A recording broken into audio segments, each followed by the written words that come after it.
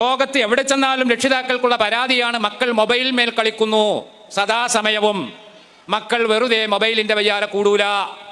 നമ്മുടെ പോരാത്തരം കൊണ്ട് നമ്മുടെ മക്കൾ മൊബൈലിന് അഡിക്റ്റായി പോയതാണ്. ഞാൻ പറയാം, മക്കൾ മൊബൈൽ ഉപയോഗിക്കുന്നത് അവരുടെ മാനസികോല്ലാസത്തിന് വേണ്ടിയാണ്, അല്ലേ? മനസ്സിന് സന്തോഷം കിട്ടാനല്ലേ മക്കൾ മൊബൈൽ ഉപയോഗിക്കുന്നത്? ആണ്. അപ്പൊ അതിനെന്ത് വേണം? നമ്മുടെ മക്കൾക്ക് നമ്മളുടെ സാന്നിധ്യം കൊണ്ട് മാനസികോല്ലാസം കൊടുത്താൽ ആ കുട്ടികൾ പിന്നെ മൊബൈലിലേക്ക് തിരിയുകയില്ല. അതിന് രക്ഷിതാക്കൾക്കും ഒറ്റമൂലിയുണ്ട്. എന്താ? നിങ്ങൾ നിങ്ങളുടെ മക്കളോട് സ്നേഹത്തോടെ പെരുമാറി വീട്ടിലുള്ള സമയം മുഴുവനും മക്കളോടൊത്ത് സമയം ചെലവഴിക്കാൻ ശ്രമിച്ചാൽ ആ കുട്ടികൾ ഒരിക്കലും മൊബൈലിന് അടിമപ്പെടുകയില്ല. കുട്ടികൾക്ക് സന്തോഷമാണ് ആവശ്യം. സമയമില്ലാത്തത് കൊണ്ട് ഞാൻ ചുരുക്കി പറയാണ്. കുട്ടികൾക്ക് രണ്ട് ആവശ്യങ്ങളാണുള്ളത്. ഒന്ന് ശാരീരിക ആവശ്യങ്ങൾ, ഒന്ന് മാനസിക ആവശ്യങ്ങൾ. ആ മാനസിക ആവശ്യങ്ങളിൽ ഏറ്റവും പ്രധാനപ്പെട്ടതാകുന്നു സ്നേഹം എന്നത്. ഒരു കുട്ടിക്ക് ആ കുട്ടിയുടെ വീട്ടിൽ നിന്ന് സ്നേഹം ലഭിക്കാതെ പോയാൽ സ്നേഹം ലഭിക്കുന്ന സ്ഥലത്തേക്ക് ആ കുട്ടി പോയിരിക്കും. അതിൽ കുട്ടിയെ കുറ്റപ്പെടുത്തിയിട്ട് കാര്യമില്ല. കുട്ടിക്ക് സ്വാതന്ത്ര്യം ആവശ്യമാണ്. അത് സ്വന്തം വീട്ടിൽ നിന്ന് കിട്ടാതെ പോയാൽ കിട്ടുന്ന സ്ഥലത്തേക്ക് കുട്ടി പോയിരിക്കും. ഒരു കുട്ടിക്ക് മാനസിക ഉല്ലാസം ആവശ്യമാണ്. അത് രക്ഷിതാക്കളിൽ നിന്ന് കിട്ടുന്നില്ലെങ്കിൽ കിട്ടുന്ന മാർഗം കുട്ടി തേടും. അതാണ് മൊബൈൽ കളിക്കുന്നത്.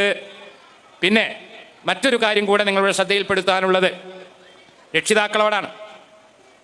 നമ്മുടെ മക്കൾ നേരത്തെ ഞാൻ പറഞ്ഞ പോലെ ദുനിയാവിലും ആഖിറത്തിലും നമുക്ക് ഉപകരിക്കുന്ന മക്കൾ ആവണമെങ്കിൽ കുട്ടികൾക്ക് ബോധം വരുന്ന കാലം അത്രയും കേവലം +2 ക്ലാസ്സിലെ മദ്രസ പഠനം കൊണ്ട് ഈ കുട്ടികൾക്ക് മതബോധമുണ്ടാവുകയില്ല. കാരണം അങ്ങനെയാണെങ്കിൽ പുറംഭാഗം ഏറ്റവും പിന്നിലിരിക്കുന്ന രക്ഷിതാക്കൾക്ക് ഇന്ന് നിസ്കാരത്തിൻ്റെ എല്ലാ കർമ്മങ്ങളും കുറ്റമറ്റ രീതിയിൽ ചെയ്യാൻ കഴിയേണ്ടതായിരുന്നു. അത് കഴിഞ്ഞിട്ടില്ല. ഇപ്പോഴും നമുക്ക് നമ്മുടെ കർമ്മങ്ങളിൽ സംശയമുണ്ട്. അത് ഏതെങ്കിലും ഒരു പള്ളിയിൽ ഒരു വക്ത് ജമാഅത്തിന് കൂടിയാൽ മനസ്സിലാകും. അല്ലാഹു അക്ബർ എന്ന് തക്ബീറത്തുൽ ഇഹ്റാം ചെല്ലുമ്പോൾ ഒരു സഫിൽ 30 ആളുണ്ടെങ്കിൽ 30 രൂപത്തിലായിരിക്കും തക്ബീറത്തുൽ ഇഹ്റാമിൽ കൈ ഉയർത്തുന്നതും താഴ്ത്തുന്നതും, അല്ലേ? പല കോലത്തിലും. അപ്പൊ മദ്രസയിൽ പഠിക്കുന്ന കാലത്ത് നമുക്കതിൻ്റെ ശരിയായ രൂപം പഠിക്കുന്ന ഒരു മാനസികാവസ്ഥയല്ല ഉണ്ടാവുക. മനുഷ്യന്റെ പ്രകൃതി അങ്ങനെയാണ്. അപ്പൊ അതുകൊണ്ട് തന്നെ കേവലം മദ്രസ പഠനം കഴിഞ്ഞാൽ കുട്ടികളെ ഇതുമായിട്ടുള്ള ബന്ധം വിടുത്തരുത്. അതിനാവശ്യമായ സംവിധാനങ്ങൾ, പൂർവ്വ വിദ്യാർത്ഥികൾ അതുപോലെയുള്ള മറ്റു സംവിധാനങ്ങൾ ഉണ്ടെങ്കിൽ അതിൻ്റെ കൂടെ നമ്മുടെ കുട്ടികളെ ചേർക്കണം. അവർക്ക് യൗവനം വരെയെങ്കിലും പരിശുദ്ധ ഇസ്ലാമിനെ കുറിച്ചുള്ള ബോധങ്ങൾ നിരന്തരം നൽകിക്കൊണ്ടിരിക്കണം. അല്ലെങ്കിൽ നമ്മുടെ മക്കൾ നമ്മൾ ഉദ്ദേശിച്ച പോലെ നമുക്ക് പിടിച്ച് വെക്കാൻ സാധിക്കുകയില്ല.